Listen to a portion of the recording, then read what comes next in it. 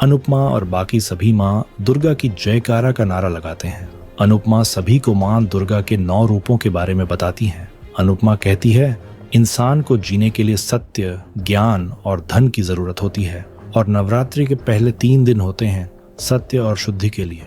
उसके बाद के 3 दिन होते हैं धन संपत्ति के लिए और आखिर के 3 दिन होते हैं ज्ञान के लिए।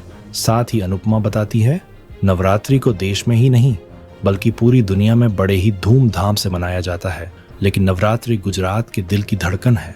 अनुपमा गुजरातियों की तारीफ करते हुए बताती है, इन 9 दिनों में पूरी दुनिया रुक जाती है गुजरातियों का गरबा देखने के लिए। अगर अंतरिक्ष से गुजरात को देखा जाए तो ये अलग सा रंगीन लगेगा। सभी अनुपमा की इन बातों से पूरी तरह सहमत होते हैं, जिसके बाद अनुपमा पूरे जोश के साथ सभी को गरबा खेलने के लिए बोलती है।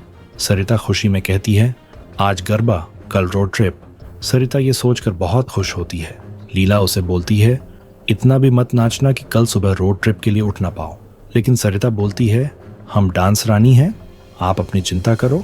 जिसके बाद देविका और अनुपमा सभी को डांडी उठाकर गरबा खेलने के लिए बोलती है। सभी खुश होते हैं। इसके बाद सब गरबा खेलना शुरू करते हैं। अनुपमा अनुज को याद करती है और कहती है कि मुझे आपकी बहुत याद आ रही है। सभी गरबा करते हैं और खुश होते हैं। प्रेम और राही एक साथ डांस करते हैं। अनुपमा अंश और प्रार्थना की नजर उतारती है। लीला और अनुपमा साथ में डांस करती हैं। सभी खुशी से झूमते हुए डांस करते हैं और गरबे का आनंद लेते हैं। सभी डंडियां डांस करते हैं और खुश होते हैं। इसी बीच अनुपमा सबको डांस करते हुए देखकर बेहद खुश होती है और माता रानी को धन्यवाद कहती है। अगले दिन शाह परिवार ट्रिप की तैयारी शुरू कर देता है। लीला हाथ में कुकर लेकर घूमती है। अनुपमा हैरान होकर पूछती है कि कुकर क्यों लेकर जा रही हो। लीला बताती है कि ये खाना बनाने के लिए है। प्रेम कहता है कि बाहर जाकर भी क्या आप खाना बनाओगी। लीला कहती है कि देविका और प्रार्थना बाहर का खाना नहीं खा सकती, इसलिए कुकर साथ ले जा रही हूँ। अंश कहता है कि बस में इतना सामान रखने की जगह नहीं है। राजा कहता है कि ऐसा लग रहा है कि ये अपना घर शिफ्ट कर रहे हैं।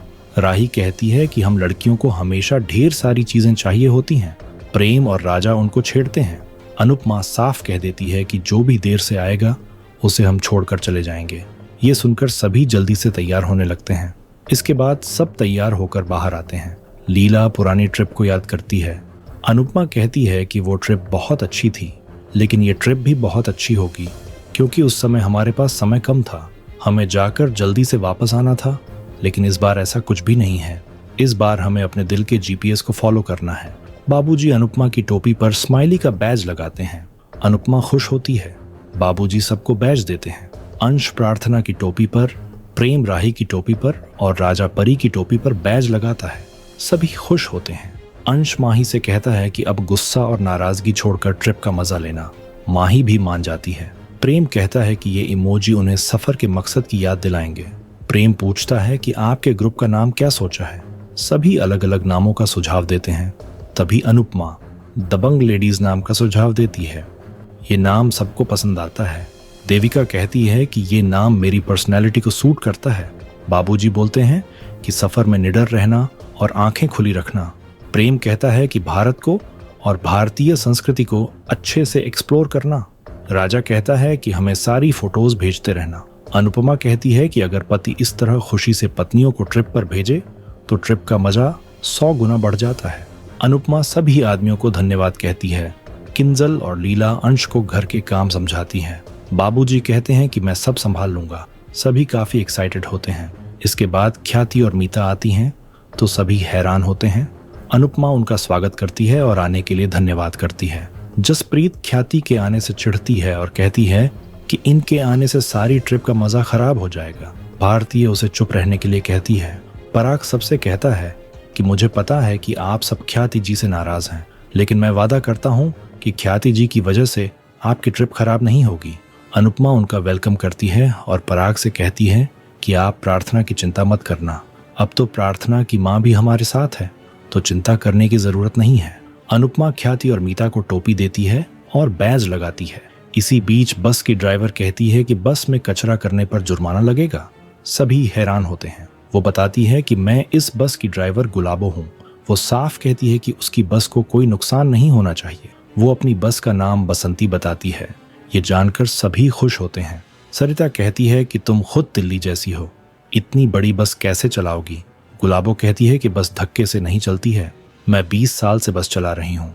वो सबको चलने के लिए कहती है। अनुपमा कहती है कि आज तो इस बस में सारी लेडीज ही होंगी। देविका कहती है कि अब ये ट्रिप सही मायने में गर्ल्स ट्रिप हुई है। इसके बाद सभी बस में बैठने लगते हैं। तभी लीला और सरिता आगे वाली सीट पर बैठने के लिए बहस करने लग जाती है। अनुपमा उन्हें रोकती है और कहती है कि बहुत लंबा सफर है, इसलिए बारी बारी बैठ जाना। सभी बस में बैठती हैं। अंश प्रेम से कहता है कि अगर बस के अंदर का लाइव टेलीकास्ट हो तो अलग ही रियलिटी शो बन जाएगा। प्रेम कहता है कि फिर तो टीआरपी और बढ़ जाएगी। बाबूजी अनुपमा को खुद का ध्यान रखने के लिए कहते हैं। प्रेम नारियल फोड़कर बस को रवाना करता है। सभी काफी एक्साइटेड होती है और बस वहां से चली जाती है। प्रेम और बाकी सब परेशान हो जाते हैं कि वे अब लेडीज के बिना कैसे रहेंगे। बादशाह कहता है कि खाने का क्या होगा। अनिल कहता है कि वो सब प्रेम संभाल लेगा। अंश कहता है कि आपके पास तो प्रेम है, लेकिन हमें तो नूडल्स ही खाने पड़ेंगे। प्रेम कहता है कि आप सब खाना खाने हमारे घर आ जाना। पराग और अनिल सहमत होते हैं। तोशु सहमत होता है और कहता है कि बाबूजी को घर का खाना ही पसंद आता है। पराग और बाकी सब बाबूजी को मनाने लगते हैं। बाबूजी कहते हैं कि अगर वसुंधरा जी को कोई आपत्ति नहीं होगी तो हम आ सकते हैं। बाबूजी सबके लिए चाय बनाने का फैसला करते हैं। प्रेम कहता है कि हम भी मस्ती करेंगे। दूसरी तरफ रास्ते में सरिता कहती है कि मुझे तो अभी से भूख लग गई है। लीला खाने के लिए उसे टॉफी देती है। सरिता कहती है कि टॉफी से पेट नहीं भरेगा। मीता को उल्टी जैसा लगता है तो पाखी उसे टॉफी देती है। अनुपमा भगवान की फोटो देखती है और कहती है कि इस सफर में आप हमारे सारथी बनना, इतनी कृपा करना कि कोई दुविधा ना आए। तभी अचानक बस का टायर पंक्चर हो जाता है। सभी घबरा जाती है। गुलाबो बताती है कि टायर पंक्चर हो गया है। लीला कहती है कि अभी तो हम शहर से बाहर ही नहीं निकले और टायर पंक्चर हो गया। कहीं ये भगवान का कोई इशारा तो नहीं है कि हमें बाहर घूमने नहीं जाना चाहिए। अनुपमा लीला से कहती है कि रोड ट्रिप पर ये सब होना तो नॉर्मल है। कभी कभी ये छोटी विपदा ही बड़ी बला को टाल देती है। किंजल सबको पॉजिटिव सोचने के लिए कहती है। गुलाबो टायर बदलने का फैसला करती है। देविका कहती है कि तब तक हम भी बाहर उतरकर थोड़ी मस्ती कर लेते हैं। इसके बाद सभी बाहर उतरती है और थोड़ी देर बाद गुलाबो बताती है कि उसने टायर बदल दिया है। सभी खुश होती हैं। अनुपमा सबको बस में बैठने के लिए कहती है। तभी परी सबको रोकती है और बस में से पोस्टर लेकर आती है। परी कहती है कि हर बस पर उसके रूट का नाम लिखा होता है, तो इस बस पर भी उसके रूट का नाम लिखेंगे। वो सबको पोस्टर दिखाती है जिस पर लिखा होता है, चली सहेलियां घूमने, नया सफर नई मंजिलों को चूमने। अनुपमा बैनर की तारीफ करती है। सभी खुश होती हैं। पाखी कहती हैं कि हम कब से दोस्त बन गए।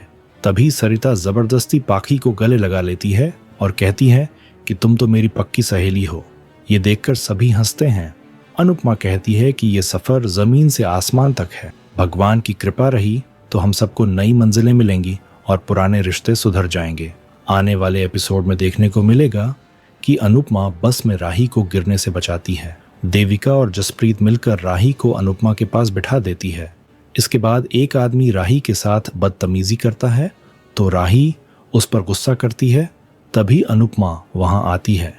वो आदमी धमकी देता है। तभी देविका और बाकी सब वहां आ जाती है और उस आदमी को धमकाती है। आपको क्या लगता है, क्या इस ट्रिप के दौरान दोनों परिवारों के बीच जो भी शिकवे गिले हैं वो खत्म हो जाएंगे? कमेंट करके जरूर बताएं।